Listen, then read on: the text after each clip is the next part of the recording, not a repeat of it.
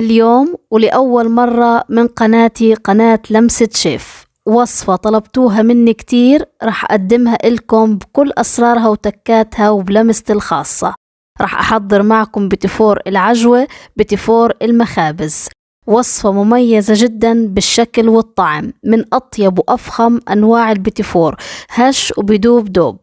كلنا بنعرف إنه سعر هذا البتيفور كتير غالي بالمخابز. اليوم رح أحضره معكم بطريقة سهلة وبمكونات بسيطة وبكمية وفيرة وبدون أي تعقيد، وخلال الفيديو رح نعرف سر لونه الذهبي الحلو وسر لمعته المميزة ونشكله بأكتر من شكل. بس قبل ما نبدأ بالوصفة ما تنسوا اللايك والاشتراك بالقناة وتفعيل جرس التنبيهات حتى يوصلكم إشعار بوصفاتي أول بأول. ويلا خلونا نشوف مقادير وصفتنا اليوم وطريقة التحضير. تابعوا الفيديو للنهاية حتى تستفيدوا من كل معلومة بذكرها. بالنسبة لهاي الوصفة رح أستخدم زبدة، وبما إنه كتير بتسألوني عن الزبدة حبيت أصور لكم نوع من الأنواع يلي بستخدمها. هاي الزبدة تركية ممتازة، وزن القالب 200 جرام، وممكن تستخدموا صور أو لونة.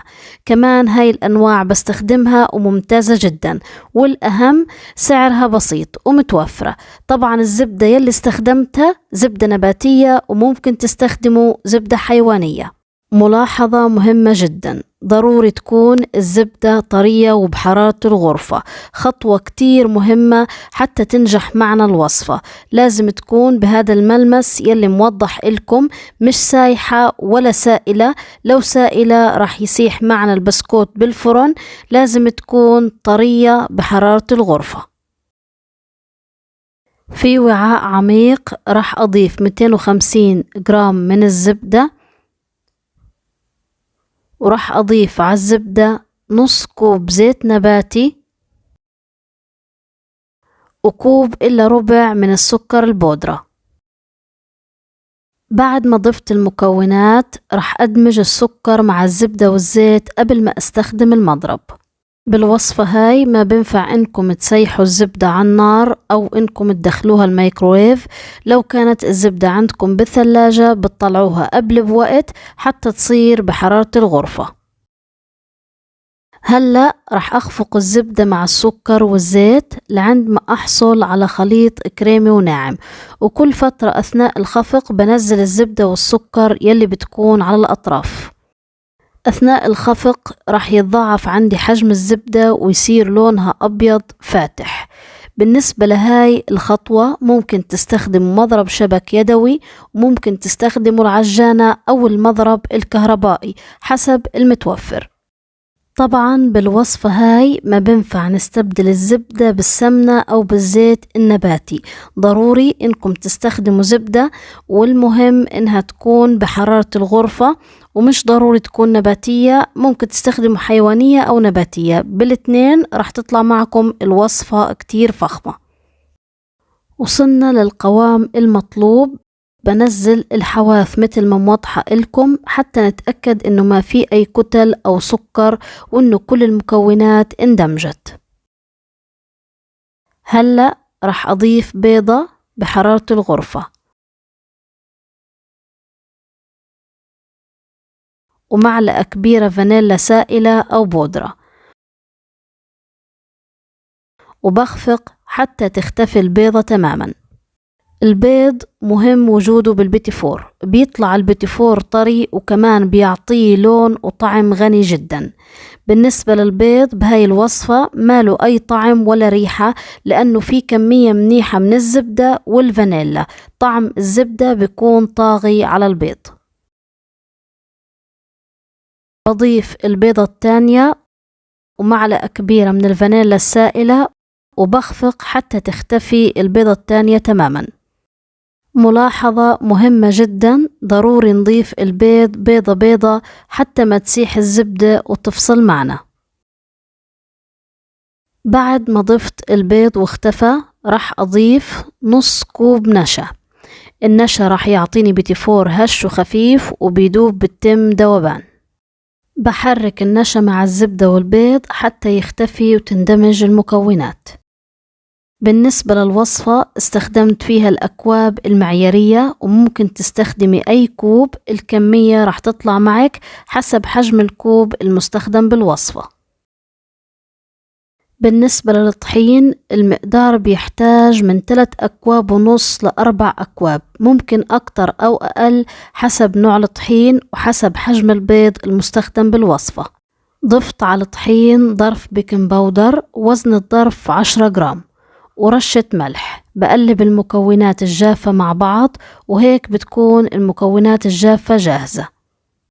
ببلش أضيف المواد الجافة على الزبدة على دفعات، وبقلب مثل ما موضحة لكم، تقليب مش عجن. ملاحظة: ضروري ننخل الطحين والمواد الجافة سوا حتى يطلع معنا البيتيفور هش وخفيف. وكمان ملاحظة مهمة: ضروري نلم العجينة لم ونتجنب العجن حتى ما يطلع معنا البيتيفور ناشف. بصراحة من أروع وصفات البيتيفور يلي ممكن تجربوها. طبعا كنا بنعرف سعر هذا البيتيفور قديش غالي بالمخابز، سعر الكيلو 18 أو 20 شيكل تقريبا. اليوم حضرته معكم بكمية وفيرة وبطريقة سهلة وبمكونات بسيطة. العجينة أخدت معي 3 أكواب ونص من الطحين. طبعا برجع بذكركم رح تاخد معكم أكتر أو أقل حسب نوع الطحين وحسب حجم البيض المستخدم بالوصفة.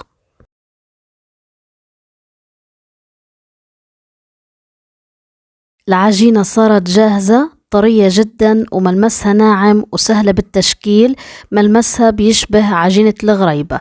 شايفين كيف تنقطع بسهولة، طرية جدا بس ما بتلزق بالإيد ولا بتتشقق، وهذا القوام المطلوب للعجينة.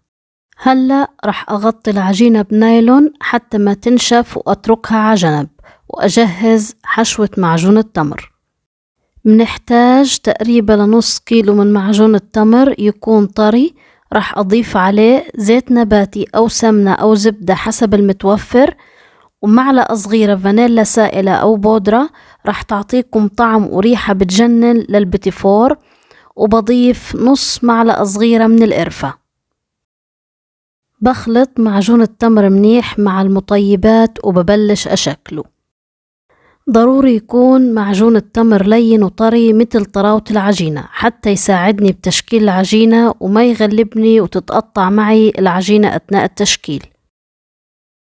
هلأ رح أشكل معجون التمر لأصابع مثل ما موضحة لكم، بشكل كل الكمية بنفس الطريقة. رح أبلش أشكل العجينة، رح أخذ جزء منها والباقي أحطه بالثلاجة، خصوصا لو الجو حر، لأنه العجينة فيها نسبة كبيرة من الزبدة حتى ما تسيح معنا وتغلبنا وقت التشكيل. بفرد جزء من العجينة مثل ما موضحة لكم، وبحط معجون التمر وبسكر عليه منيح، وبعدها بلف رول. ضروري يكون سمك العجينة رقيق لأنه فيها بيض وبيكنج باودر، وهاي كلها مواد رافعة، والبيتيفور راح يتضاعف حجمه بعد الخبز، لهيك سمك العجينة يكون رقيق، يعني غطي معجون التمر فقط. بعد ما لفيت العجينة رول راح أبلش أقطعها لقطع صغيرة كتير مثل ما موضحة لكم، لأنه التشكيل راح يكون مني. كل كمية العجينة راح أشكلها بنفس الشكل رول، وبعدها أعمل الأشكال يلي أنا حباها. أول شكل هعمله معكم ميني كعك، بلف القطعة رول وبقص الطرفين وبسكرها على بعض، وهيك بيكون شكلها كتير حلو ومميز. كعكة صغيرة كتير شكلها حلو لطيف بالتقديم. بنعمل جزء من العجينة بنفس الشكل. هلأ رح أشكل معكم شكل تاني، هعمل حرف الأس، كتير سهل وحلو وشكله مميز، من الأشكال المشهورة عنا بالمخابز. بلف رول صغير طبعا وبشكله بشكل حرف الأس مثل ما موضحة لكم.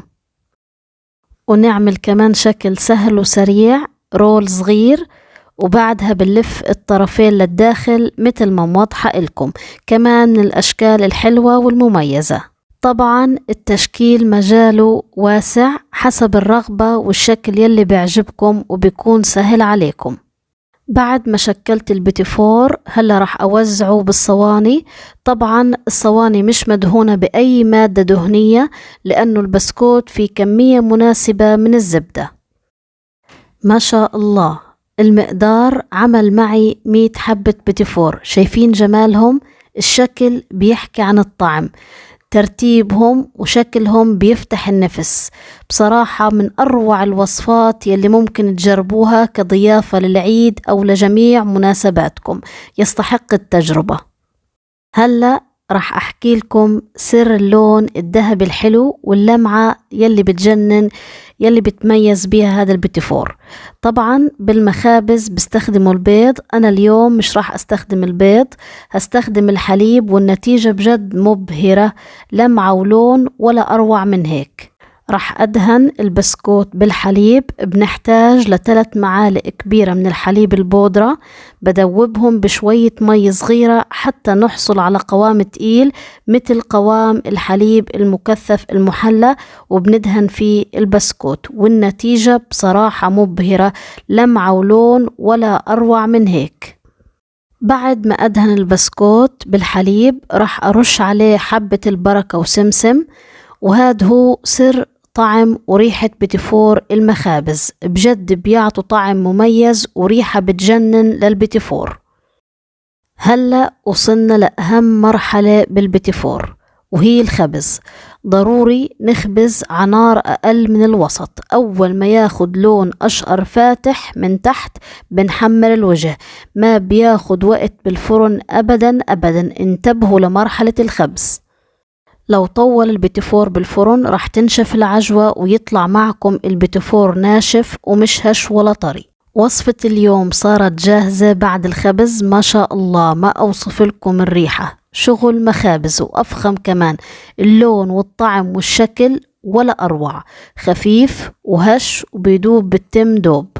من الآخر وصفة ولا غلطة، مضمونة وناجحة 100% بإذن الله. وبنهاية الفيديو بتمنى تكون وصفتي لليوم نالت إعجابكم. بانتظار تطبيقاتكم وأي استفسار اكتبولي تحت بالكومنتات، بانتظار تعليقاتكم الحلوة كالعادة، وما تنسوني من دعواتكم. دمتم بخير.